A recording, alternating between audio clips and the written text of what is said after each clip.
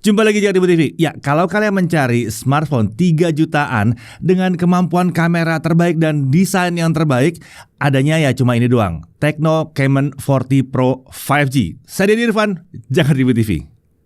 Udah kan? Perlu diterusin? Boleh. Ya, jadi terusin aja ya. Ya udah terusin aja. Oke. Ya udah, nggak usah banyak mikir lagi ya. Kalau butuh carian 3 jutaan dengan kamera dan desain keren ya ini. Dan dia punya IP rating ya di IP68 dan IP69. Semua kameranya autofocus. Iya, semua kameranya autofocus. Kamera utama, kamera selfie itu bisa 4K. Masih ada kamera ultra wide. Ya, ada ultra wide-nya, autofocus ya. Desainnya menurut kami luar biasa keren, tipis dan ringan juga. SoC-nya ini kelas HP yang adalah dipakai di HP 9 jutaan. Ini Dimensity 7300 Ultimate ya. Update OS-nya nggak kalah juga sampai 5 tahun.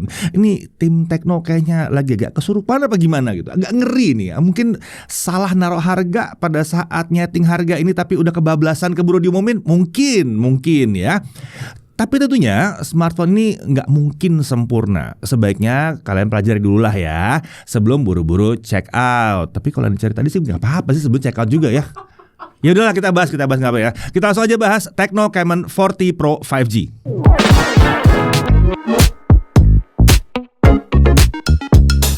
Oke, Tecno Camon 40 series ini diluncurkan secara global di event MWC 2025 Barcelona. Kita udah bikin previewnya. Kalau kalian belum nonton, keterlaluan ya. Capek-capek ke sana dibikinin video previewnya segala. Kalau kalian tonton keterlaluan ya. Atau mungkin karena kalian lupa subscribe. Udah tahu dong harus ngapain. Oke, kita lanjut aja ya. Untuk Tecno Camon 40 yang paling terjangkau itu sebetulnya kita udah ada video reviewnya. Nah, sekarang giliran Tecno Camon 40 Pro 5G. Ya, kita mulai dari paket penjualannya dulu ya. Tentunya ada unit dan screen protectornya. Kalau nggak ada keterlaluan, masa dapat kotak doang ya. Lalu ada chargernya tentunya. Jadi ada chargernya. Ini adalah charger 45 watt. Kabel USB-C juga ada. Case dengan desain senada dengan body smartphone juga ada. Nah, ini keren banget. Desainnya jadi keren. Yang saya angkat dari tadi ini pakai casing nih ya. Nah, pertama kali saya juga dibohongin sama Chris nih. Dikasih aja main disuruh pegang keren ya. Terus juga tanyain sama dia, lo tahu nggak itu pakai casing? Oh iya pakai casing ya. Emang keren banget ya pakai casing ya. Kalau dibuka casingnya tambah tipis lagi dia ya. Lalu ada SIM tray ejector tentunya dan ada paket dokumen. Nah, untuk desain Tecno Camon 40 series nih atau 40 series ini menggunakan desain yang senada aja ya. Jadi seperti pakai basisnya Camon 40 yang kemarin, terus dibikin tambah-tambah dikit lah ya. Agak males desain tapi nggak apa-apa lah, keren kok, nggak apa-apa ya. Setidaknya kalau yang satu ini terasa lebih solid, terasa lebih tipis ya, karena yang Pro 5G ini pakai layar melengkung di sisi kiri dan kanannya. Ini salah satu hal yang membedakan versi Pro dan non-Pro yang kemarin. Kalau yang non-Pro kemarin layarnya itu flat banget.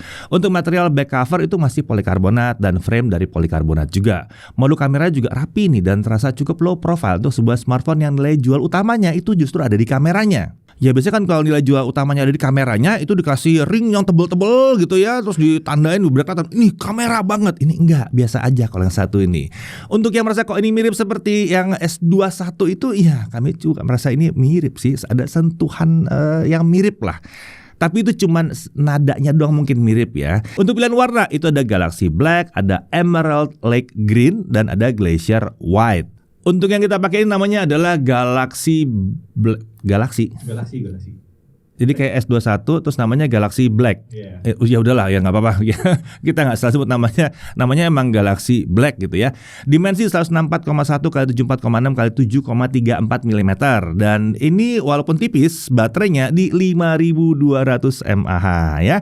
Bobotnya juga cuma 180 gram. Jadi nggak cuma tipis, tapi ini ringan. Nah ini nggak banyak di kelas harga segini yang bisa setipis dan seringan ini ya, nggak banyak. Bodinya juga udah disertifikasi IP68 dan IP69. IP68 artinya tahan kecemplung ya, setengah jam lah, setengah meter, oke lah tahan kecemplung. 69 artinya lolos uji semprotan air yang bertekanan tinggi dengan suhu yang ekstrim. Jadi kalau yang pertama itu kalau nggak sengaja diceburin kolam, nah kalau yang kedua itu kalau nggak sengaja lagi cuci steam kesemprot, nah dia aman. Kenapa ya cuci steam mesti kesemprot? Tapi anyway, 3 jutaan udah dapat IP rating seperti ini juga jarang ada yang punya. Nah, kita lihat sebelah kanan ada tombol power, tombol volume up and down di sini. Lalu di atas ada mikrofon, ada infrared blaster dan ada grill speaker stereo bagian atas ya. Di kiri ada tombol yang disebut Tecno sebagai one tap button. Ini mirip seperti action button yang buah-buahan itu ya. Nah, tapi kita juga bisa pakai tombol untuk panggil AI Assistant dengan cara tekan dan tahan tombolnya. Atau bisa juga tekan 2 kali untuk masuk ke aplikasi kamera dan tekan sekali untuk tombol shutter. Ini nggak bisa diusap-usap terus jadi zoom in zoom out. Itu enggak, itu beda ya. Itu ya. Ini nggak bisa ya. Oke, untuk fungsi tekan 2 kali ini kita bisa ganti sebetulnya. Jadi beberapa fungsi lainnya seperti yang kalian lihat dalam menu yang satu ini. Nah, kita beralih ke si bawah. Ini ada SIM tray dual SIM ya. Nggak ada slot micro SD di sini. Lalu di sebelah slot SIM itu ada mikrofon, ada USB-C dan ada grill stereo speaker bagian bawah. Lagi-lagi ya nggak ada jack 3,5 mm juga untuk audio, tapi nggak apa-apa. Menurut penilaian subjektif kami sih kualitas suara speakernya udah cukup oke lah untuk kelas harganya. Suaranya udah cukup rapi. Beralih ke sisi depan, ini adalah layar AMOLED 144 Hz 6,78 inci. Resolusinya Full HD Plus 2436 x 1080 pixel ya. Untuk brightness, waktu kami uji itu di dalam ruangan maksimum di 550-an nits. Untuk simulasi outdoor brightness bisa mencapai sekitar 1000 nits dengan syarat fitur HBM-nya dinyalakan. Nah, kalau untuk warna ya, mode warna ada 2 di sini ya, ada mode bright color dan ada original color. Untuk hasil tes kali gambutnya kurang lebih seperti ini ya. Singkatnya, mode bright color maupun original color ini lagi-lagi sama-sama dioptimalkan untuk DCI-P3. Jadi belum ada yang nyeting di 100% sRGB. Ini ya, apapun mode warna yang dipilih ya, warnanya kan gonjreng. Jadi hati-hati aja kalau dipakai buat editing foto atau video. Always on display juga tersedia, tapi ya terbatas di 5 detik aja, belum benar-benar yang bisa terus-terusan always gitu ya. Nah, belum ada klaim untuk touch sampling rate-nya, tapi saat dites memang kita nggak merasa ada delay yang mengganggu ya, mau dipakai ngetik, mau dipakai swipe-swipe, tap-tap, main game tuh lancar-lancar aja. Untuk layar sentuhnya juga support sampai 10 jari sekaligus. Tuh 10 jari bisa ya. Untuk bezel layarnya ini udah sangat tipis dan tergolong simetris untuk seluruh sisinya. Bukan menurut saya, tapi menurut Chris ya, yang rewel itu ya. Oke, di sisi layarnya, nah ini ada in-display fingerprint scanner yang akurasinya cukup baik. Selama kita uji lancar-lancar aja di fingerprint scannernya. Oke, lanjut kita ke atas layarnya. Di sini ada earpiece untuk nelpon dan ada kamera selfie 50 megapiksel autofocus. Iya, saya ulang lagi, autofocus. Nah, bener nih autofocus nih. Sebuah fitur yang sangat langka ditemukan di semua smartphone, apalagi di smartphone 3 jutaan. Perekaman video juga up to 4K 30 fps, 1080p 60 fps bisa juga di sini. Beralih ke sisi belakang. Di sini ada modul yang sepertinya isinya adalah 3 kamera, tapi isinya 2 kamera sebetulnya. Nggak apa-apa ya. Yang pertama adalah kamera utama 50 megapiksel dengan sensor Sony Lithia 700C. Nah, yang satu dilengkapi dengan OIS ya, Optical Image Stabilizer. Perekaman videonya maksimum 4K 30 dan 1080 60 fps juga bisa. Lalu ada kamera ultra wide resolusi 8 megapiksel, autofocus juga loh satu ini ya. Jadi bisa langsung dipakai sekaligus buat kamera makro. Nah, jadi semuanya autofocus. Sebentar, Lithia 750 megapiksel sama 8 megapiksel ultra wide. Ini kayak HP yang hampir 30 juta itu ya. Anyway, nggak apa-apa ya. Ya, ini hebatnya ada di semua kamera autofocus. Biasanya spek seperti ini kita baru bisa temukan di kelas 6 jutaan. 30 jutaan kali. Nah, oh ya by the way, untuk yang ultra wide tadi perekaman video up to 2K 30 fps. Untuk 60 fps belum tersedia. Nggak apa-apa, paling nggak udah autofocus dan ada ultra wide ya. Yang 30 juta juga sama. Yang 30 juta juga sama begitu juga. Ngambil dari sini kali ya. Nah, untuk fitur ekstranya ada cukup banyak di sini, bisa dilihat saja di menu kamera yang satu ini ya. Dan gak usah tanya lagi untuk kamera ketiganya itu apa, itu ya anggap aja hiasan lah, pemanis. Nggak apa-apa, udah lengkap kok kameranya, nggak apa-apa. Ditambahin satu lagi lah, nggak apa-apa ya buat hiasan. Nah, sekarang kita lihat spek internalnya. SoC-nya pakai Dimensity 7300 Ultimate. Ini SoC yang pernah dipakai di smartphone kelas 9 juta ya, tapi yang satu ini cuma 3 jutaan aja kok ya. Dan spek lainnya juga oke di sini.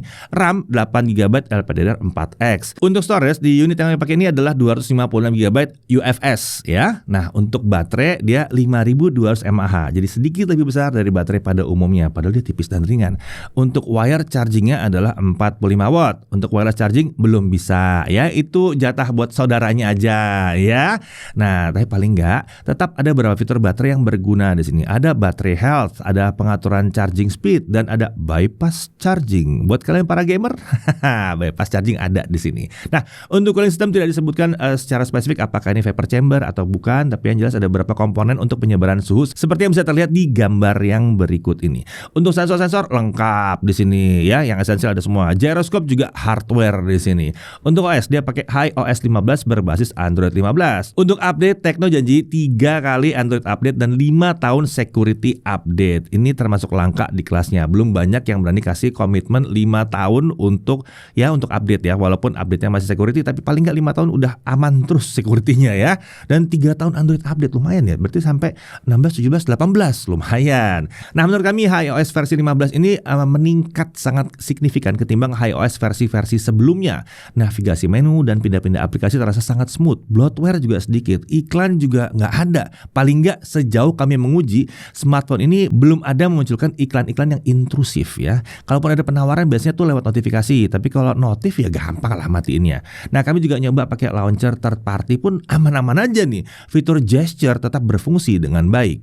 Untuk fitur AI tentunya ada banyak. Ada Ella yang merupakan AI assistant dari Tecno. Ada Call Assistant yang bisa merangkum percakapan kita saat telepon seluler dalam bentuk teks, bahkan bisa real time translation. Ada juga fitur AI Eraser dan AI Extender. Lalu ada juga AI Note, Recording Summary, AI Wallpaper Generator, AI Cutout, Circle to Search, ya tentunya ada. Untuk kelas 3 jutaan ini mungkin adalah smartphone dengan fitur AI terbanyak atau paling nggak salah satu yang terbanyak. Yang non-pro kemarin kelas 7 jutaan aja dikasih semua fitur AI. Masa yang satu ini enggak? Tapi kok bisa sih smartphone terjangkau seperti ini punya fitur AI yang sebanyak ini? Kalau dugaan kami sih ini berkat budaya perusahaannya yang kekeluargaan ya. Yang kebersamaan ya. Tahulah ya maksudnya gimana. Oke, kita langsung masuk ke fitur keamanan. Tentunya dia punya in-display fingerprint scanner dan ada face unlock. Untuk konektivitas ya udahlah ya 7300 namanya udah Dimensity. 2G, 3G, 4G, 5G bisa semua. Untuk Wi-Fi-nya Wi-Fi 6E dan Wi-Fi sharing tentunya tersedia juga di sini. Bluetooth-nya versi 5.4. Untuk Bluetooth codec lihat aja di sini ya. Ini ada banyak nih, lihat dalam menunya nih ya. Kalau yang USB OTG jelas bisa. NFC juga ada. Untuk display out ya jangan minta dong di kelas harga segini, emang belum ada. Buat flagship aja lah itu ya, disimpan-simpan. Nah, sekarang kita masuk ke uji performa. Kita mulai dari benchmark dulu. Di smartphone ini nggak ada opsi performa pada menu settings. Jadi benchmarknya kita uji apa adanya aja. Nah, untuk AnTuTu 10 dia dapat 688 ribuan, Geekbench 6 single core 1035 dan multicore di 3221. Untuk GFX Bench Manhattan 3.1 off-screen 1080p 61 fps. Untuk 3D Mark Slingshot Extreme graphic score-nya ada di 5524. Sekarang kita lihat stress testnya ya. Untuk 3D Mark Wildlife Stress Test base score-nya terhitung tinggi banget di 3271 dengan lowest score di 3255 ya. Stabilitasnya tanpa kipas aja udah 99,4%. Mantap ya. Overall dari benchmark ini performa tergolong kencang untuk kelas harganya. Kita lanjut untuk gaming sekarang. Nah, di sini kita bisa mengatur mode performanya lewat menu overlay yang satu ini ya. Kita uji dengan performance mode supaya performa gamingnya maksimal. Untuk Mobile Legends, grafisnya bisa ultra dan frame rate kita bisa setel di ultra juga. Nah, dengan setting rata kanan seperti ini nih ya, game ini bisa berjalan di 120 fps lancar. Buat push rank udah asik banget lah yang satu ini. Lanjut ke Real Racing 3. Game ini bisa jalan di 120 fps dan lancar. Lanjut untuk Subway Surfer. Sayangnya yang satu ini nggak bisa. Dia masih nyangkut di 60 fps karena layarnya nyangkut di 60 Hz terus. Mau diatur di setting manapun dia tetap aja nyangkut di 60 Hz. Jadi kelihatannya untuk dapetin 120 Hz supaya bisa mencapai 120 fps itu masih cocok-cocokan ya gamenya, tergantung OS dan gamenya juga di sini ya. Tapi ini bukan masalah besar lah. Paling nggak kalau di setting 60 ya masih tetap 60 fps-nya lancar. Untuk PUBG Mobile, setting maksimumnya bisa di grafis smooth dengan frame rate di Extreme Plus, artinya 90 fps. Saat dimainkan dia juga lancar di 90 fps. Ya, udah siap lah ini untuk level kompetitif ya. Gyro aiming, wah lancar. Responsif juga di sini, nggak ada masalah. Kita sekarang masuk ke Genshin Impact. Sedikit catatan, tahukah kalian kalau setting preset highest itu bisa beda-beda tergantung device atau perangkatnya. Misalnya nih, kalau kita pakai Dimensity 7300 di Tecno Camon 40 Pro 5G ini, kalau kita setel di highest, setting visualnya akan turun ke low. Nah, kalau smartphone-nya pakai SoC flagship terbaru, biasanya setting visualnya akan berubahnya jadi tetap di high. Kenapa seperti ini? Tanyakan sama Hoyoverse aja, karena mereka yang menentukan ya. Sejauh apa bedanya? Jujur, sekilas di mata kami itu nyaris nggak terlalu beda ya saat dimainkan. Tapi kalau kita screenshot lalu kita bandingkan sebelah-sebelahan, baru kelihatan kalau visual efek yang high itu detailnya memang lebih. Jadi oleh sebab itu untuk situasi seperti ini kami akan menguji di setting highest 60 dengan visual low terlebih dahulu. Oh ya, kebetulan untuk Tecno Camon 40 Pro 5G ini kita sempat tes di 3 kondisi ya. 2 skenario tadi ditambah dengan highest 60 visual high tapi kita pakein kipas. Oke, langsung aja kita mulai. Highest 60 fps visualnya low. Frame rate rata-rata di 43 fps, fluktuasinya 35 sampai 48 fps. Performa udah cukup stabil selama setengah jam. Ada macro stutter dikit tapi overall masih tergolong lancar lah buat dimainkan. Sekarang kita cek suhunya. Suhu di sisi layar paling panas di 43 derajat Celcius, sementara di bodi belakang paling panas di 46 derajat Celcius. Ini udah tergolong hangat karena udah lewat dari 42 derajat Celcius, tapi masih lumayan lah, masih normal untuk performa yang diberikan. Sekarang kita coba tes dengan setting highest 60, visual efeknya taruh di high. Hasilnya mirip-mirip aja nih, rata-rata sedikit lebih rendah dari 43 turun ke 41 fps. Tapi fluktuasi frame rate-nya juga masih dari kisaran 35 sampai 48 fps. Kalau kita tidak perhatikan angka fps, kita nyaris nggak bisa bedain. Ini sama-sama lancarnya. Jadi sebetulnya sanggup-sanggup aja dengan setting rata kanan. Sekarang kita coba tes sekali lagi kalau pakai kipas ya. Hasilnya ternyata masih mirip-mirip aja. Rata-rata frame rate juga di 41 fps. Hebat banget ya performa smartphone yang satu ini ya. Tapi walaupun tanpa kipas juga mirip, kalau kalian mainnya sampai berjam-jam, kami tidak akan pernah bosan untuk mengingatkan kalian, pakailah kipas pendingin. Akan lebih sehat untuk smartphone-nya dan untuk jari-jari kalian juga. Nah, untuk ranking, performa seperti ini layak untuk dapat ranking A. Baik saat pakai kipas maupun tanpa kipas. Ini udah nyaman dimainkan bahkan untuk setting yang rata kanan. Masih ingat harganya? Kita lanjut, Wuthering Waves. Kami kurang rekomendasikan setting yang mentok ke kanan. Karena saat kami coba, frame rate ada di kisaran 30 fps dengan frame drop bisa nyampe 20-an fps. Nah, berhubung game ini nilai jualnya ada di mechanic battle-nya, kita perlu mencari setting yang pas supaya frame rate-nya bisa tinggi. Untuk SoC kelas segini, kami akan pilih preset performance dengan fps di set ke 60. Saat dimainkan, ini masih cukup lancar di kisaran 30 sampai 40 fps. Jadi, untuk game ini masih sanggup, tapi setting grafisnya harus dikondisikan dulu. Oke, kita lanjut untuk pengujian kameranya seperti biasa bareng sama Chris ya. Oke, di tangan saya kali ini sudah ada Tecno Camon 40 Pro 5G. Jadi langsung aja kita lihat kemampuan kameranya seperti apa. Kalau kalian mau langsung kesimpulannya, saya bisa bilang ini adalah smartphone dengan kamera terbaik di kelas 3 jutaan. Deh, sip. Lanjut lagi ke pembahasan berikutnya. Oh, mau lihat hasilnya? Oke, kita bahas lebih lanjut ya. Tentunya walaupun saya bilang ini adalah kamera smartphone terbaik di kelasnya, bukan berarti dia sempurna ya. Tecno masih ada beberapa PR, terutama dari sisi softwarenya. Nanti saya jelasin. Pertama-tama, kita bahas video kamera selfie-nya dulu. Kualitas gambarnya sudah terbilang sangat bagus untuk kelasnya. Detailnya pas, ketajamannya juga pas. Kalau soal dynamic range, sekedar oke aja, belum yang luar biasa. Di kondisi cahaya yang sulit, wajah masih bisa terekspos dengan cukup baik. Tapi area terangnya masih terlihat overexpose. Kalau di kondisi cahaya yang ideal sih hasilnya bagus-bagus saja. Tapi saya menemukan masalah dari sisi frame rate videonya. Sama seperti Tecno Camon 40 yang basic kemarin, saat kita rekam video 30 fps, hasil videonya ternyata malah jadi 26 fps. Padahal fitur auto fps-nya sudah saya pastikan tidak aktif. Untungnya, saat saya rekam di 1080p 60 fps, frame rate-nya aman sih. Tapi sedikit catatan, dari segi kualitas gambarnya, itu agak beda sedikit ya. Kalau di 60 fps terlihat lebih soft. Detailnya tidak semaksimal di mode 30 fps. Paling tidak ada lah ya 1080p 60 fps, tapi yang jelas ini fitur yang cukup langka ada di 3 jutaan. Dan masih ada kejutan lainnya. Seperti apa? Oke, kita lanjut dulu ke basic test berikutnya. Stabilizer. Ajaibnya, selfie 1080p 60 fps, videonya bisa stabil. IAS-nya bisa aktif. Dan selfie 4K 30 fps bisa stabil juga. Pertanyaannya sederhana sih, smartphone mana lagi yang bisa seperti ini? Ada loh smartphone 6 jutaan yang stabilizernya tidak aktif di resolusi tertentu. Ini lebih lengkap. Mau tahu yang lebih ajaib lagi? Selfie-nya autofocus. Sedikit catatan aja, kalau kalian mau pakai selfie-nya untuk talking head, presentasi depan kamera, dan mau menunjukkan benda ke dekat kamera, autofokusnya ini akan lebih memprioritaskan wajah. Jadi kalau bendanya terlalu kecil, mungkin malah akan jadi susah fokus ke bendanya, karena fokusnya malah ke wajah.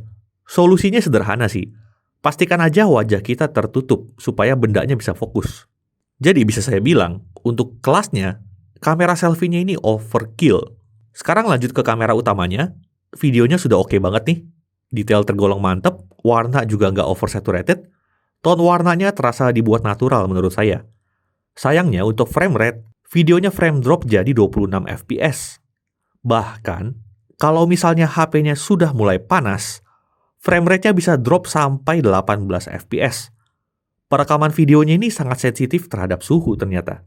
Jadi agak hati-hati aja kalau lagi kondisi siang terik.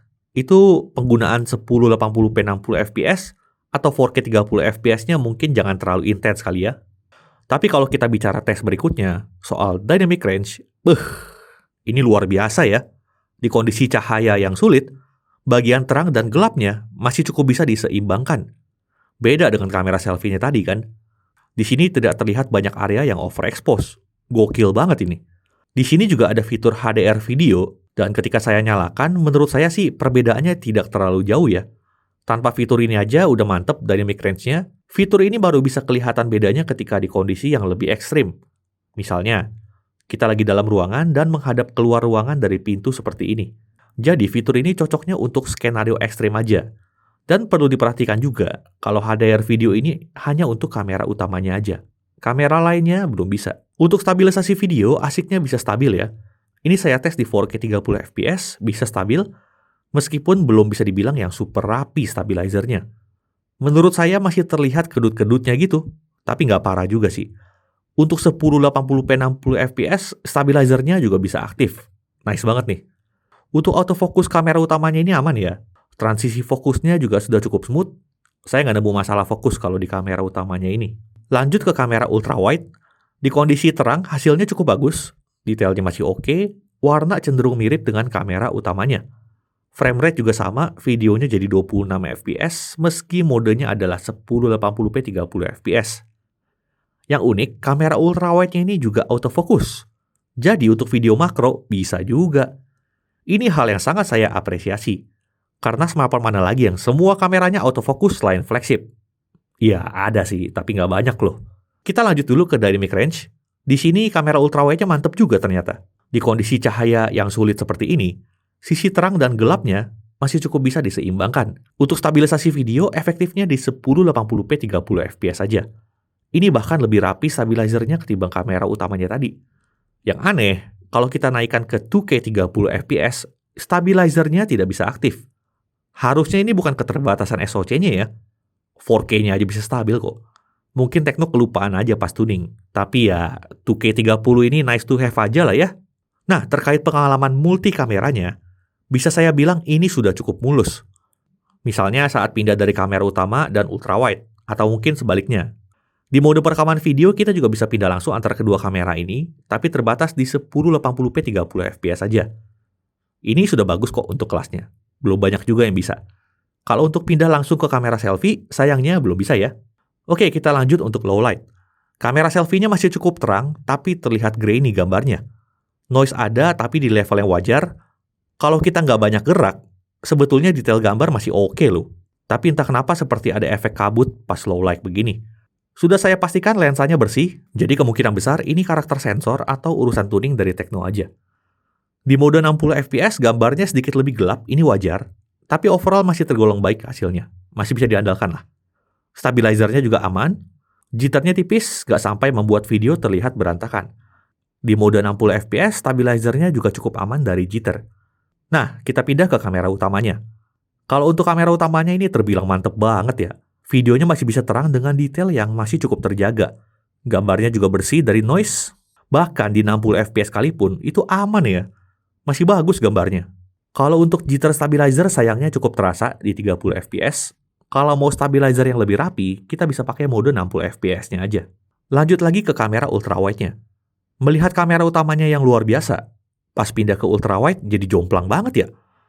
Ya sudahlah ya, mau ultrawide yang bagus, di low light, itu baru flagship aja. Kelas segini dikasih ultrawide aja udah syukur ya. Urusan stabilizer video, ini bisa stabil juga, tapi jitternya masih cukup terlihat. Untuk autofokusnya, kita juga coba saat malam. So far aman, kamera utamanya sih lancar-lancar aja autofokusnya. Nah, untuk ultrawide-nya nih, pengguna mesti ekstra hati-hati, karena autofokusnya agak kurang lancar saat low light.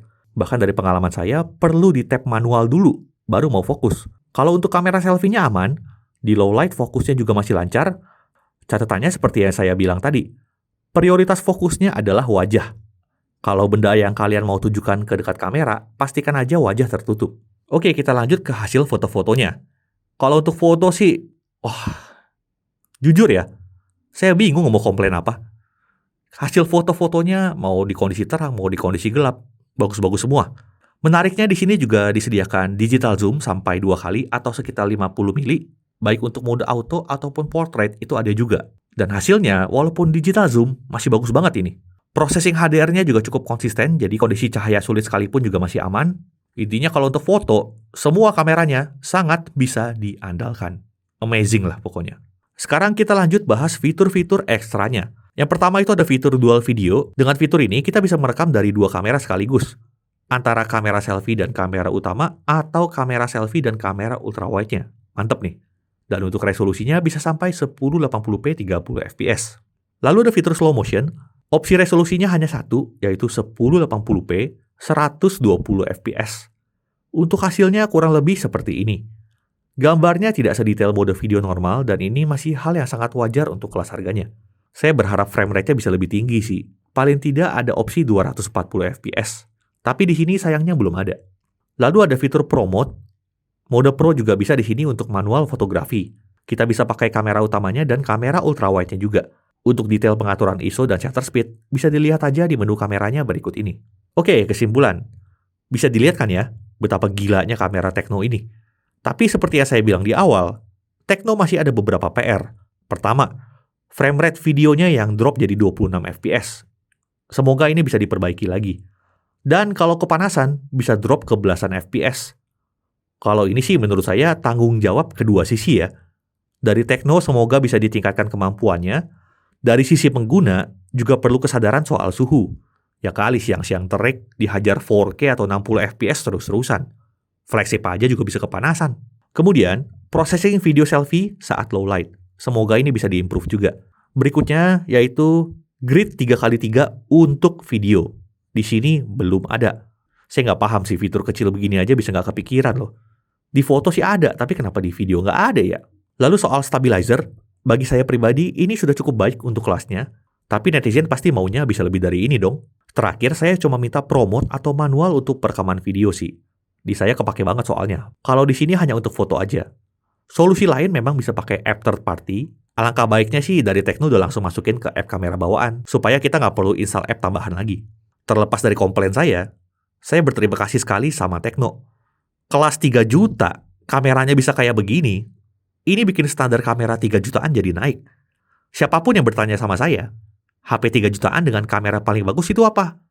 Untuk saat ini, jawabannya adalah Tecno Camon 40 Pro 5G. Dan jelas ini akan jadi opsi pertama saya untuk saya rekomendasikan.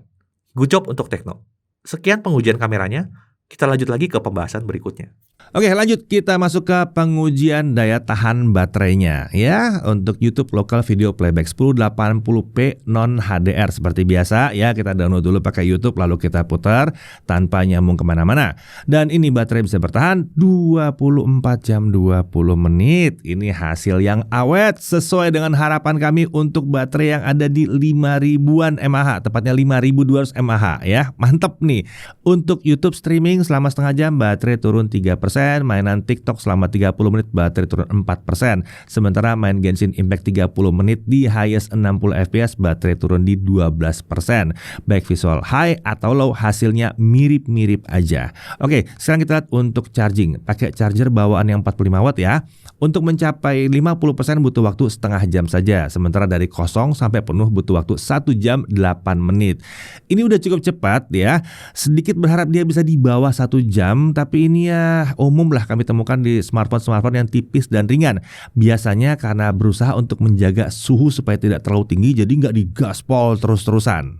Lanjut lagi untuk Netflix, dia udah bisa Widevine L1, jadi bisa streaming sampai Full HD, dan untuk dukungan HDR sayangnya belum ada di sini ya.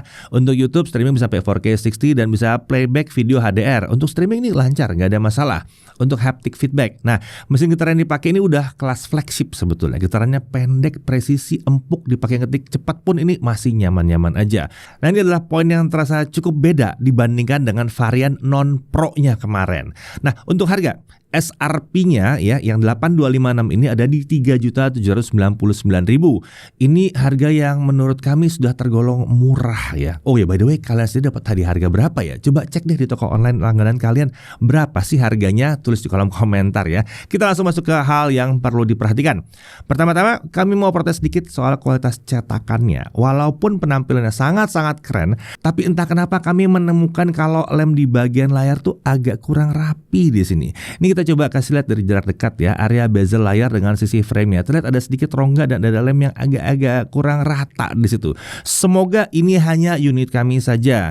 Ini bikin kami agak ragu mau tes celup-celup ke air ya. Tapi ya kalau kena air tipis-tipis hujan-hujan sih untungnya masih aman ya selama ini. Kemudian lagi-lagi belum ada opsi warna layar yang mendekati 100% sRGB. Ini membuat kalian yang mengedit foto atau video harus hati-hati ya. Lalu untuk kamera ultra wide dan selfie autofocus itu bisa jadi hal yang baik, tapi kadang-kadang ini bisa jadi masalah kalau penggunanya nggak hati-hati. Kalau fokusnya lagi kurang pas ya bisa agak blur fotonya. Jadi mesti diperhatikan baik-baik ya. Kemudian untuk always on display ini cuma 5 detikan aja, nggak always beneran. Lalu di sini nggak ada headphone jack dan adapternya juga nggak dikasih, jadi harus cari-cari sendiri. Lalu Tecno juga masih ada beberapa PR dari sisi software kameranya seperti yang dibahas sama Chris tadi ya. Lalu terkait case third party, nah untuk tim yang suka ngoleksi casing, suka ganti-ganti tampilan ya, ini mungkin penting ya. Agak susah nyari casing buat yang satu ini ya. Pilihan di pasarnya paling nggak saat ini masih terbatas banget. Nggak tahu juga ya kalau tiba-tiba dia laku keras terus casingnya masuk berdatangan ya bisa berbeda nanti ya. Tapi setidaknya di awal kehadirannya agak susah nyari casing third party-nya. Oke, dari segi kelebihannya terlepas di kameranya masih ada PR di beberapa bagian ya, tapi kami tidak ragu untuk mengatakan bahwa ini adalah kamera smartphone terbaik untuk kelas 3 jutaan untuk foto maupun video. Sangat langka bisa nemu kamera seperti ini di kelas harganya. Perekaman video juga stabil di semua resolusi, semua kamera autofocus juga ya. Ini menurut kami fitur yang killer banget ya. Smartphone 6 jutaan aja banyak yang belum bisa. Kemudian udah punya optical image stabilizer, fitur kamera juga banyak. Lalu bodinya ini juga menarik ya, super tipis dan ringan. Saya nggak heran kalau ada yang beli cuman karena tipis dan ringannya aja.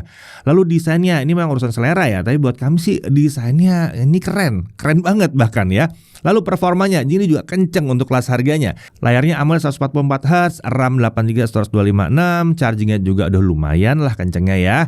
Lalu charger juga masih ada dalam boxnya, ada bypass charging, ada stereo speaker, infrared blaster, in-display fingerprint, NFC, IP68, IP69, fitur AI juga lengkap, dan update OS-nya yang 3+5 tadi. Ini semua kelebihan-kelebihan yang membuat dia memang luar biasa sih buat kelas harganya.